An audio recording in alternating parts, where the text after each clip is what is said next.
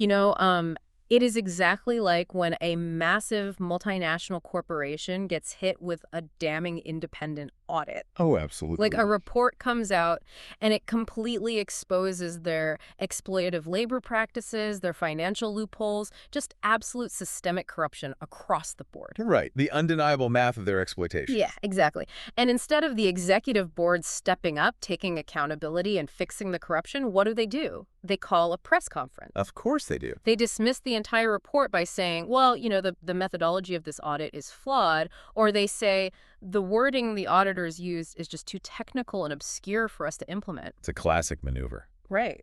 They use the structure of the message as a shield to avoid implementing the necessary structural changes. They basically weaponize language, claim ignorance, and maintain their grip on power. It is the ultimate structural deflection. Yeah. I mean, that modern corporate maneuver is the exact sociological friction we are unpacking today. Which is just wild to think about. It really is. Because the tactic of hiding behind language to protect a vested interest is literally as old as human society itself. Which brings us to the core mission of today's deep dive. We have a really fascinating stack of sources on the table today, specifically focusing on the writings and sociolinguistic analysis of Allama Parvez. Very unique thinker. Extremely. And we are looking at his breakdown of a specific Quranic text, Surah, specifically verses 44 through 50. But, and this is crucial, we aren't looking at this through a traditional theological lens today. Right, no mysticism here. None at all. Our goal today is to extract the sociological and economic arguments Parvez identifies in this text. We want to understand how entrenched power structures avoid reform, how human character actually undergoes structural change, and what a rationally governed society looks like when you strip away all the magical loopholes. And doing that requires a complete reframing of how you might normally approach a historical or religious text. I mean, Parvez strips away the supernatural aura entirely. He really does. He treats the text as a highly pragmatic sociological confrontation. He argues that this specific passage was addressing a deeply entrenched power structure. The elite Arabs of that era. Exactly. And he extracts this incredible sociopolitical insight regarding their language. Yeah. So the text repeatedly insists on being delivered in clear Arabic. Right. Now, for centuries, many interpreted that as just a boast about linguistic superiority or, divine aesthetics. But Parvez says it was a calculated structural move to eliminate that exact corporate excuse you just mentioned. Let me make sure I'm following this, because usually people think of the language of any ancient text in purely cultural terms, like it's written in Arabic because the people there spoke Arabic. End of story. That is the standard assumption, yeah. But you're saying Parvez views the choice of language as a strategic countermeasure? Like against an elite class that is actively trying to dodge socioeconomic accountability? Yes, exactly. Think about the immediate audience here. The elite of that society prided themselves immensely on their language. They were the arbiters of poetry, of eloquence, of linguistic mastery. It was a massive part of their cultural capital, and honestly, their social dominance. Right. It was how they proved they were the upper crust. Exactly. They were so arrogant about this mastery that they literally referred to the rest of the world, like all non-Arabs, as ajam. Ayam. I've heard that term used historically to mean like foreigner or Persian, but in this specific historical context, it carries a much heavier implication, doesn't it? Like almost weaponized. Oh, heavily weaponized. It essentially means mute or babbling. Wow. Mute. Yeah, it was a deeply derogatory term implying that anyone who didn't speak their specific, elevated dialect of Arabic was basically incapable of articulate speech. That is incredibly arrogant. It was.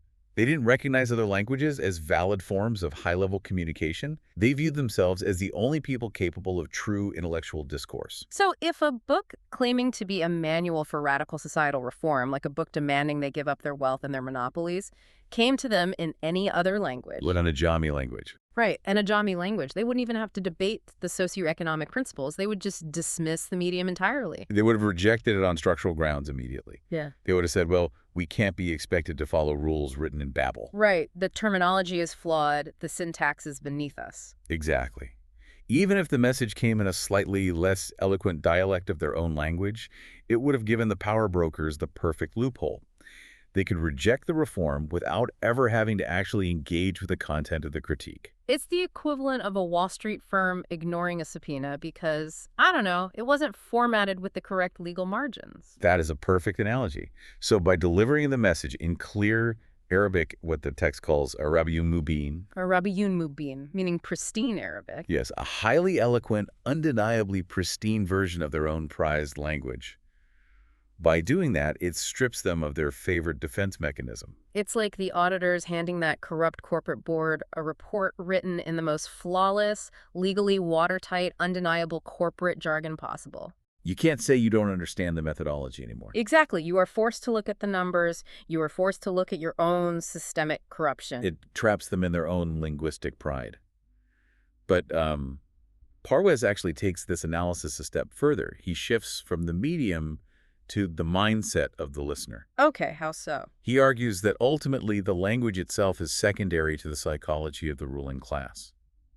If a society's elite are fundamentally resistant to giving up power, if their approach is just closed off because they need to protect their vested interests, Yeah. then they will claim any text is impossible to understand. Oh, wow. So the goal isn't comprehension at all. The goal is just preservation of the status quo. Exactly. If you want to deny a truth, you will find a way to discredit the envelope it came in.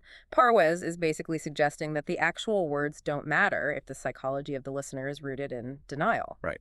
If you approach a system of reform with the preconceived notion that you are going to deny it no matter what, then whether it is in Arabic or Ajam makes zero difference. Because the barrier to systemic justice is rarely a lack of intellectual understanding. Never. The elite understand the reform perfectly well. They see the math. They know the current system exploits the vulnerable. They just don't want to lose their monopoly.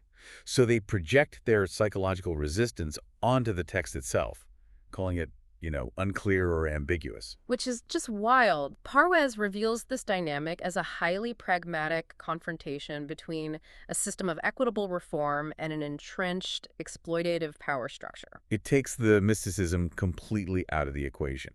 It focuses entirely on human behavior and sociology. We constantly try to find excuses to not do the hard thing. And for a society, the absolute hardest thing is dismantling a power structure that benefits the people at the very top. Absolutely. But this leaves a massive gap in the process for me. If the language isn't the real issue and intellectual comprehension isn't the real issue, how does a society actually change? Right. How do you fix it? Yeah. Parwes can't just tear down the excuses. He has to provide a mechanism for real structural transformation. And he does. He maps out a very specific sequence for how human character, and by extension human society, undergoes real transformation. Okay, let's get into that. That's our first main theme. So he posits that for any social system to successfully reform, the guiding principles of that reform must be processed intellectually first. Intellectually first. Right. You have to understand the logic, the structural why, the rational foundation of the new system. But the fatal flaw of many movements is stopping there. They just stay in their heads. Exactly.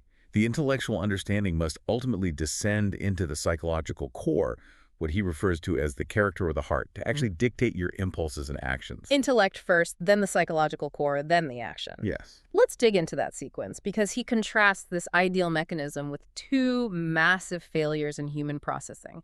And the first one he targets is the failure of pure emotion. Oh, this is a brilliant critique. He spends a significant amount of time in these sources critiquing systems that rely entirely on aesthetic highs or emotional manipulation to create a sense of change. Parwes is essentially dismantling the idea that getting emotional about something is the same thing as being changed by it. Right. He provides a fascinating cultural example to illustrate this trap.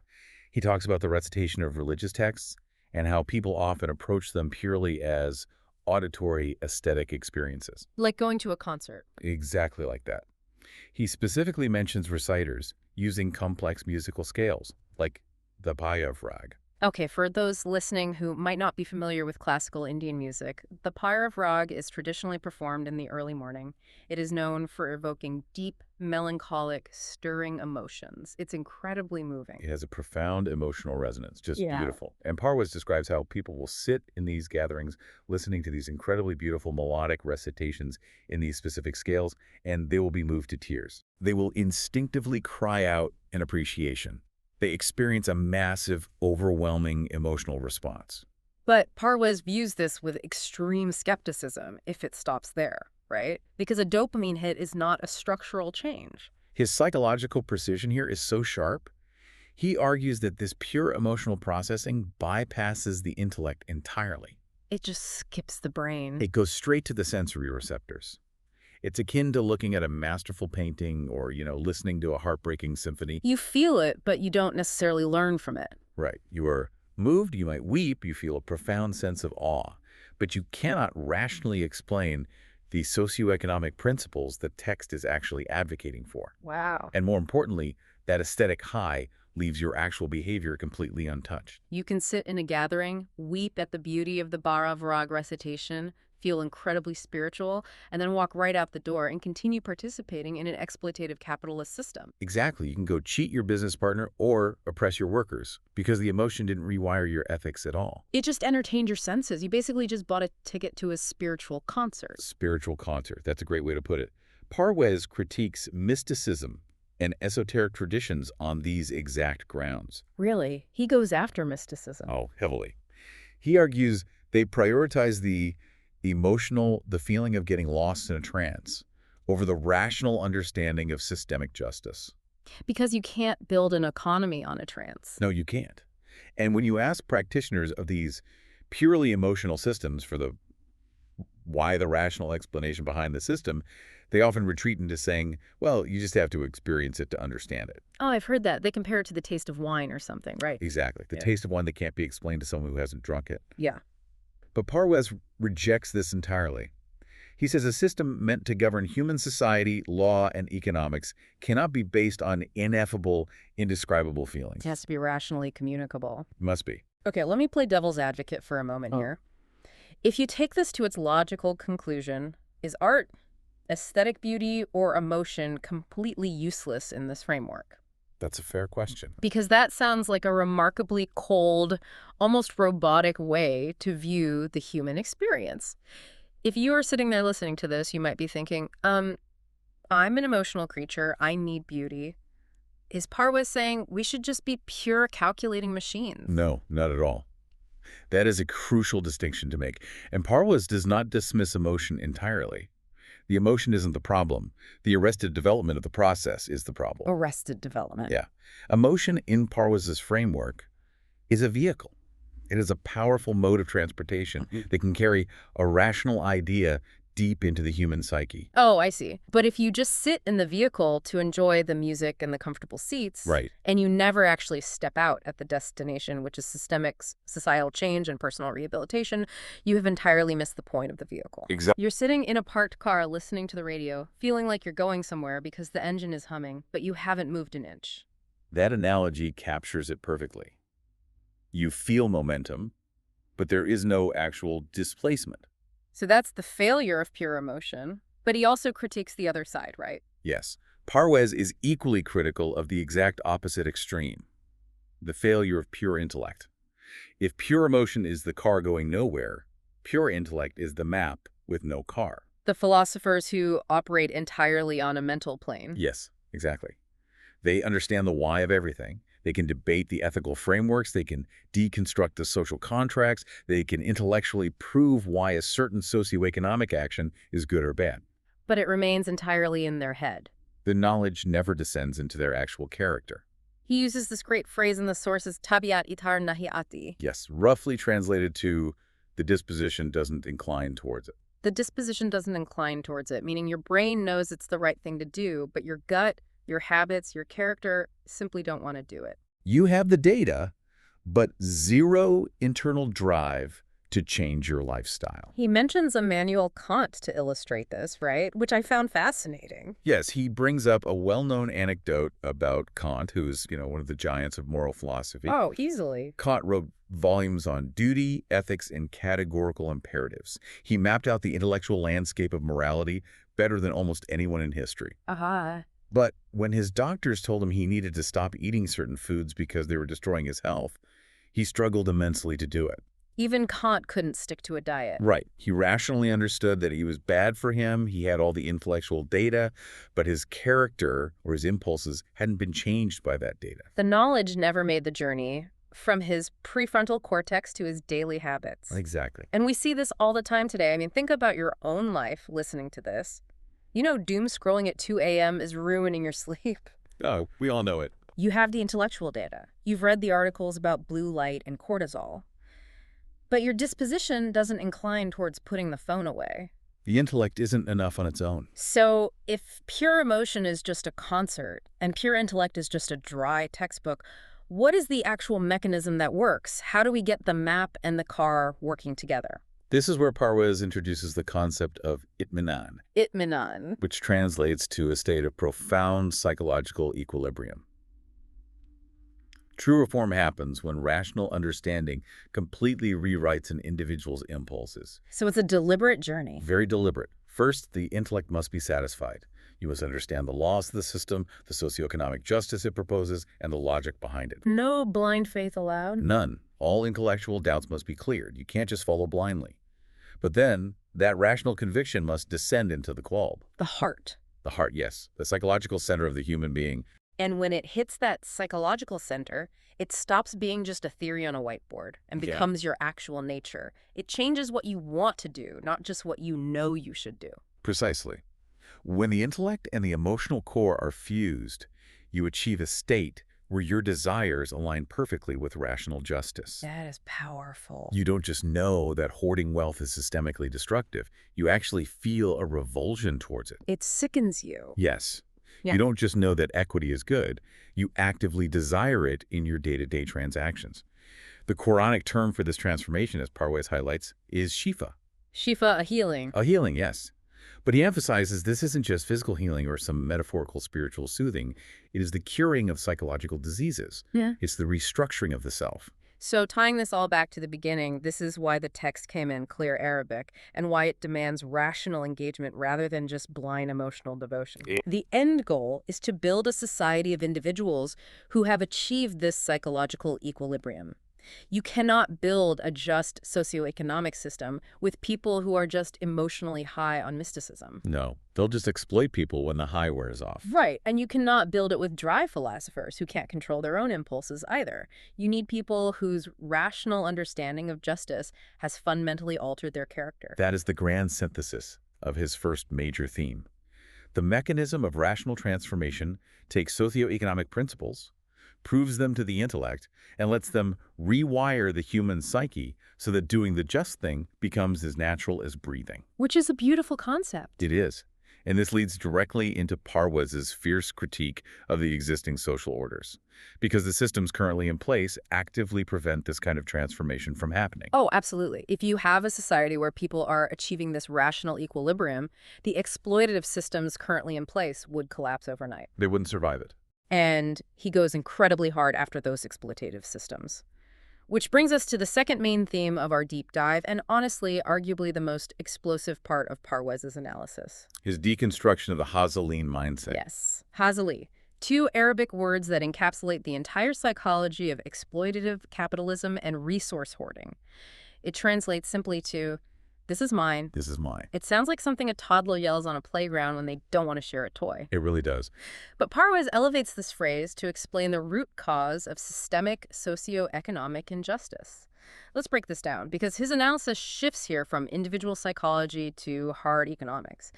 What exactly does the Hazali mindset look like structurally? Structurally, the Hazali mindset is the absolute unyielding belief in capitalist entitlement. Okay. It is the conviction that whatever wealth, resources, or power an individual has managed to accumulate is theirs, absolutely. Without exception. Right. It ignores how they accumulated it, the systemic advantages they had, the labor they exploited, or the resources they extracted from the collective. It's a complete denial of context. It is the vehement rejection of the idea that the marginalized, the poor, or the working class have any structural systemic right to share those resources. It's the self-made billionaire myth. Exactly. It's the executive who says, well, I earned this $1 billion entirely by myself in a vacuum. While ignoring reality. Right. They say I earned it alone, but they used the public roads to ship their goods. They relied on a public education system to train their workers. They utilized a legal framework protected by public taxes. But they still say, this wealth is entirely mine. I don't owe society anything. That is Hazali. That is it, exactly. And Parwez points out that when a society operates on this principle, it creates a runaway train of hoarding. The wealth just consolidates at the top. Right. The elite gather more and more, and because they believe it is absolutely theirs, Hazali, they feel no moral obligation to redistribute it structurally. So any charity they give under this mindset is seen as, what, a personal favor? A benevolent handout to stroke their own ego. It's never seen as a restoration of a fundamental systemic right. Wow. And this is where Parwez connects economic hoarding to the corruption of belief systems. How so? Well, because deep down, human beings have a psychological need for validation. Even the most ruthless hoarder knows, on some level, that their actions are causing suffering. They can see the poverty they create. Exactly. They feel that internal friction. So how do they quiet their conscience without actually giving up their hoarded wealth? They need a loophole. Yes. They turn to corrupted belief systems that offer them a way out. They need a way out of accountability that doesn't require them to dismantle their Hazali empire. And he targets a very specific mechanism for this, doesn't he? He does. He targets the concept of Shifat. Shifa, or intercession. Yes. Parwez mounts a devastating critique of how religious and social concepts have been manipulated to serve the elite. Okay, unpack that. He argues that exploitative systems rely heavily on the illusion of intercession to maintain the status quo. The illusion of intercession. Right. The elite hoard wealth, they crush the vulnerable, they create immense socioeconomic disparity. But they believe they can buy immunity from the consequences of these actions. Oh, I see. They treat cosmic or systemic justice as if it were just a corrupt worldly court. That's the perfect way to phrase it. If you know the right VIP, or if you can afford the right bribe, you can just get the charges dropped. It's the VIP loophole. The VIP loophole. And he provides vivid historical and cultural examples of this, showing how universal this elite desire for a loophole really is across different traditions. It's not just one group doing this. No, it's a human vulnerability. He starts by looking at the prevailing beliefs among some in the Jewish tradition of the time. Okay. There was a belief that their lineage alone, being the chosen people, the descendants of revered prophets, would save them regardless of their actual socioeconomic actions. So their DNA was their loophole. Essentially, yes. Yeah. They believed that even if they faced consequences for their exploitative behavior, it would only be for a few days, what the text calls ayama madudat. Just a temporary slap on the wrist. Right. And then their ancestors would intercede and pull them out of the fire. Their salvation was guaranteed by their bloodline, not their behavior. It's like having diplomatic immunity because of who your grandfather was. You can commit financial crimes, you can oppress your neighbors, but you can't be prosecuted because of your lineage. Exactly. He also points out a similar structural flaw in how certain Christian concepts were interpreted, specifically regarding atonement, right? Yes, he critiques the structural implication of vicarious atonement. This is the idea that the ultimate sacrifice of a divine figure pays the price for all future sins of the believers. And sociologically, why is that an issue for Parwez? Parwez argues from a purely sociological standpoint that if a believer thinks their salvation is guaranteed solely by acknowledging that someone else paid their debt, Yeah. it completely decouples their ultimate fate from their day-to-day moral and economic actions. Oh, wow. If the debt is already paid in full by a VIP, the urgency to maintain strict socioeconomic justice in the present diminishes significantly. It removes the structural accountability. Yes. If my ledger is wiped clean, not by my own restitution to the people I've harmed, but by a cosmic transaction that happened centuries ago, then the people I am exploiting right now are left with no justice. The system remains broken.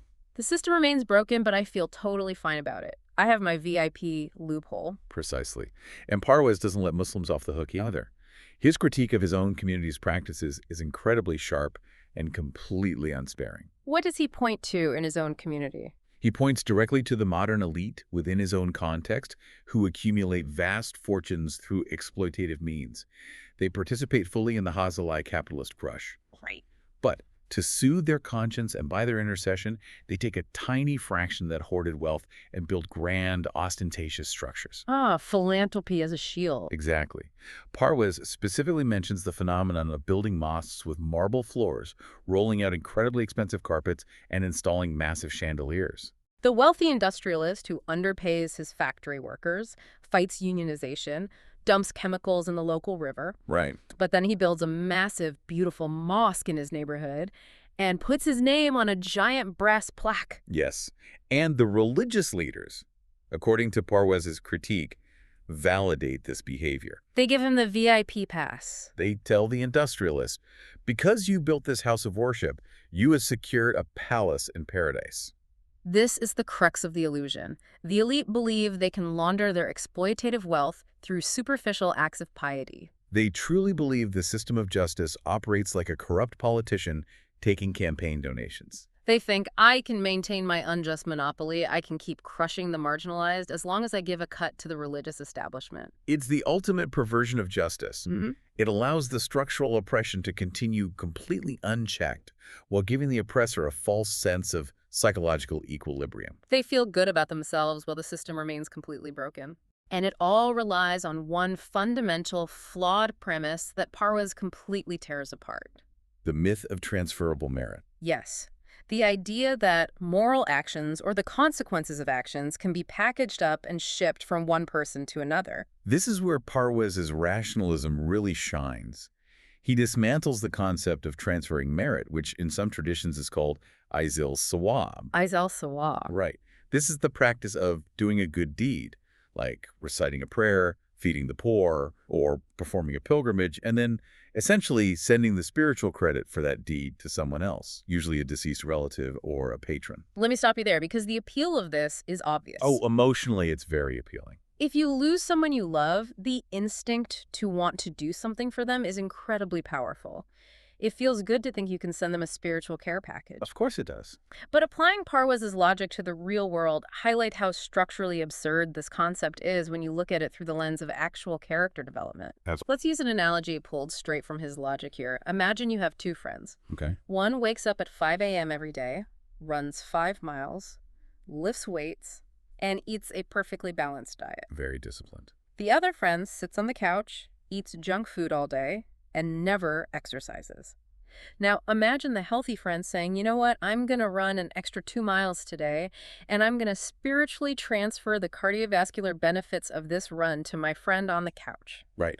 By tomorrow, his cholesterol should be down. It's laughable when you frame it like that. Right. But it illustrates Parwez's core tenet perfectly. Yeah. Actions change the actor. Yes. When you run, your muscles tear and rebuild, your heart rate improves, your lung capacity expands. The physical consequence is permanently attached to the physical action. You cannot FedEx health. You cannot FedEx health. I love that. Parwez argues that socioeconomic and psychological accountability is exactly the same. How so? When you engage in exploitative behavior, it degrades your psychological equilibrium. It corrupts yourself. And when you engage in just, equitable behavior, it builds your character. Exactly. You cannot perform a good deed and transfer the character building to someone else. It is a biological and psychological impossibility. But if it's so logically impossible, why do we cling to this idea so desperately? I mean, look at the modern equivalent. Companies buy carbon offsets. Oh, that's a perfect modern example. They continue polluting locally, but buy a certificate saying some trees were planted 1,000 miles away, and they consider their ledger balanced. Why is the idea of transferable merit in all its forms so universally popular? Because the alternative is terrifying to an entrenched power structure. Terrifying. Think about it.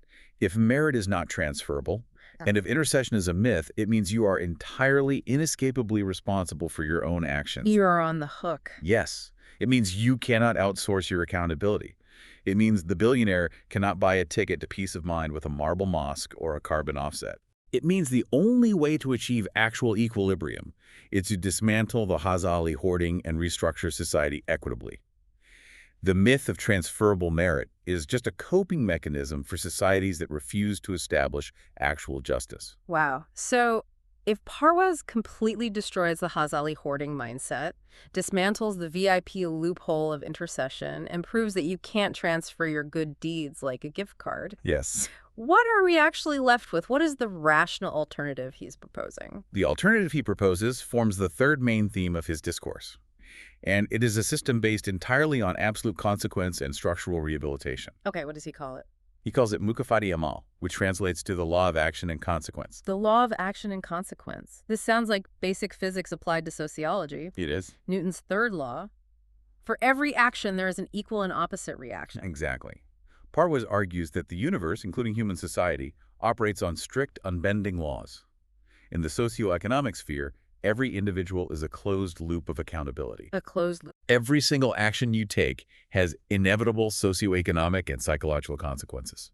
If you build a society on exploitation and hoarding, the inevitable consequence is societal collapse, unrest, and the psychological degradation of the exploiters. The bill always comes due. It always comes due. You Yes. cannot bribe your way out of it, you cannot pray your way out of it, and nobody can step in and take the hit for you. But here's my issue with this, and I think anyone looking at the real world would point this out. Okay, what's the issue? If this law of consequence is so absolute, why do corrupt systems thrive? No. We see ruthless dictators, exploitative corporations, deeply corrupt politicians living long, prosperous lives. They hoard wealth and seemingly never faced any consequences. They die of old age in their mansions. If the law is absolute, shouldn't they be struck down immediately? The closed loop seems broken to me. That is the exact question the skeptics of Parwez's time, and frankly our time, always ask. If the system is so just, where is the immediate punishment? Where is it? Parwez answers this by introducing a crucial corollary to the law of consequence. He introduces the concept of molat, Molat, which means respite, or a delay.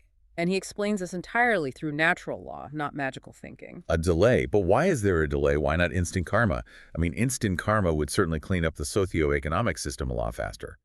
It might seem that way, but Parwez uses biological and agricultural analogies to explain why the delay is structurally necessary. He asks us to look at the natural world. Okay. When you plant a seed in the ground, does it sprout into a full-grown tree the next day? No, obviously not. No. It requires a gestation period. It must go through stages of development underground before it even breaks the surface, and then it takes years before it bears fruit. Right. Or take human reproduction. From conception to birth, there is a strict gestation period. You cannot demand the baby be born the day after conception. So he's saying that socioeconomic consequences have their own built-in gestation period? The collapse of a corrupt society isn't instantaneous, just like the growth of a tree isn't instantaneous. Right. Escaping immediate collapse isn't proof of immunity, it's just the structural law of delayed consequence playing out. So the billionaire in the mansion hasn't escaped the law, they are just in the Malat phase. Yes. A corrupt society might look stable for decades. The power brokers might say, look, we've been exploiting these workers for 50 years and nothing bad has happened. The law of consequence must be a myth. We beat the system. But Parwez says no. The seed of your destruction has been planted, and it is gestating. The anger is building in the working class, the economic disparities are widening, the social fabric is stretching to its breaking point. And eventually it snaps. It always snaps. The molat, the respite, is not a pardon. It is simply the time it takes for the consequences to fully ripen and manifest. Every empire that thought it was invincible eventually fell because the gestation period of their corruption finally reached term. Exactly. But, this raises another even bigger problem for me. What's that? If every single action has a strict consequence and the consequences are inevitable, doesn't the system sound incredibly ruthless? Ruthless in what way? I mean, we are flawed creatures. We make mistakes, we act selfishly. If there is no intercession, no VIP loophole, and the law of consequence is absolute, this whole system just feels like a ruthless meat grinder. I see what you're saying. I just don't see how anyone survives that without falling into total despair. It sounds exhausting and honestly unforgiving. That is a very profound pushback, and it's one Parwez addresses directly. Because he acknowledges the potential for ruthlessness. Right. He argues that a system of absolute consequence without a path forward would indeed be a meat grinder. Right, it would crush everyone. But the solution isn't to break the law of consequence with a magical pardon. Pure, blind mercy, where a judge just says, you're forgiven, don't worry about it, is fundamentally unjust to the victims. Oh, that's a good point. Think about it. Yeah. If a man steals a family's life savings and the judge just pardons him out of mercy. That mercy is actually profound cruelty to the family who is now destitute. Exactly. You can't have systemic justice if the oppressor is let off the hook without repairing the damage. So how does Parwez balance this absolute law with the reality of human fallibility? What is his version of mercy if it isn't just a blind pardon? His version of mercy is bazafrini, Bazafrini. which translates to rehabilitation or the opportunity for recreation. Mercy in this rational system is not a magical pardon.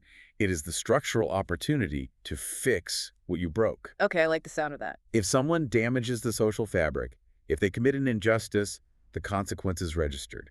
The only way to restore their psychological equilibrium and their standing in the system is to perform a proportionally greater positive action to restore the balance. So it's actionable. It's not just sitting in a room feeling guilty and asking the universe for forgiveness. No, guilt isn't enough. It's rolling up your sleeves and doing the hard work. If you stole $100, you don't just apologize. You return the $100, plus you work to ensure that person is compensated for the stress, and you dedicate time to a cause that fights poverty. You have to balance the ledger through your own sweat. I love that. The Quranic phrase he focuses on states that good deeds wipe out bad deeds. But he interprets good deeds not as mere rituals, but as concrete, restorative actions in the socioeconomic sphere. Fixing the real-world damage. Yes. And he points out something incredibly insightful about human psychology here. He says without this mechanism of actionable rehabilitation, offenders fall into pure despair, a state he calls iblisiyat. Iblisiyat, like Iblis, the devil in Islamic tradition. Yes, but he's using it as a psychological term here, not a mythological entity. Interesting. What does it mean psychologically? He defines iblisiyat as the psychological state of absolute crushing despair. When a person or a society believes that their mistakes are permanent, that the meat grinder is coming, and there's no structural path to rehabilitation, they give up. They just surrender to it. And what happens when someone has absolutely nothing to lose? They become incredibly dangerous. It's the fugitive mentality. If you know you are going to get the death penalty for one murder, and you are cornered by the police, you might as well shoot your way out and take 10 more people with you because the punishment can't get any worse. Right. The despair removes all incentive to improve or limit the damage. Parwez uses almost that exact logic. The criminal who breaks out of jail and commits more crimes does so because of iblisiyat despair. Because they have no path back to society. Yes. By replacing blind pardons, which are unfair to the oppressed, with actionable, rigorous paths to restore one's standing, Parwez's system actively prevents this despair. It prevents iblisiyat. It creates a highly pragmatic, forward-moving society where people are held accountable, but always have a structural roadmap to rehabilitate themselves through restorative justice. It is the perfect balance of uncompromising law and profound psychological understanding. It really is. It completely reframes how we think about justice. It's not about punitive vengeance, No. tossing people into a dark hole and throwing away the key. And it's not about wishy-washy magical forgiveness where we pretend the harm never happened. It's about maintaining the balance of the system through constant, accountable, restorative action. Which brings us to the grand equation Parwez has constructed here. He has effectively linked the psychology of the individual, the need to move from pure intellect or pure emotion down to the qalb, the character, with the macroeconomic structures of society. He's tied the micro to the macro. Yes, he is demonstrating that you cannot separate the two. You cannot have an economically just society if the individuals running it are operating on the Hazali hoarding mindset. Because they will always exploit the system. Always. And you cannot break the Hazali mindset if those individuals believe they can outsource their accountability through religious loopholes like Shifa or transferable merit. So everything is connected. Intimately connected. The corrupt system relies on the psychological loopholes to survive. If you close the loopholes by enforcing the absolute law of consequence, the mukafa'iyamal, the corrupt system has nowhere to hide. The individuals must either change their actions or face the gestation of their own collapse. They have to face them a lot. Exactly. The core takeaway from this deep dive into Parwez's analysis is that the Quranic case, stripped of all that mystical obfuscation, is actually advocating for a rationally governed society. A society based on concrete laws. Right. It envisions a society where psychological equilibrium at Minin is achieved through absolute personal accountability. It demands a world where resources are viewed not as the absolute property of the individual who hoarded them, but as collective necessities. Necessities that must circulate to maintain the health of the entire social body. Exactly. It is a profound shift from a system of unchecked entitlement to a system of structural responsibility. It really gives you an entirely new lens to evaluate the actions of the powerful in our own time, doesn't it? It arms the listener with a structural framework to see past the PR and the pageantry of entrenched power. Which actually brings me to a final provocative thought for everyone listening. We talked a lot today about the Hazalai mindset, right? The idea of hoarding wealth and then trying to buy a loophole with a marble mosque. The modern VIP pass. Exactly. Well, take that ancient critique and apply it to today. Next time you are reading the news and you see a headline about a massive philanthropic donation. Well, this happens all the time. Imagine a new hospital wing or a university library funded by a billionaire whose empire is fundamentally built on union busting, environmental degradation, or exploitative labor practices. Right. Ask yourself a question. Is that donation a genuine structural rehabilitation? Are they actually engaging in Bazafrini doing the hard restorative work of fixing the systemic inequality they profited from? That is the real test. Or is it just a modern PR-savvy attempt to buy intercession? Are they just building a modern marble mosque to protect their fundamentally unjust Hazalai monopoly? A vital question to leave them with. It really changes how you read the news. It's definitely something to mull over. Until next time.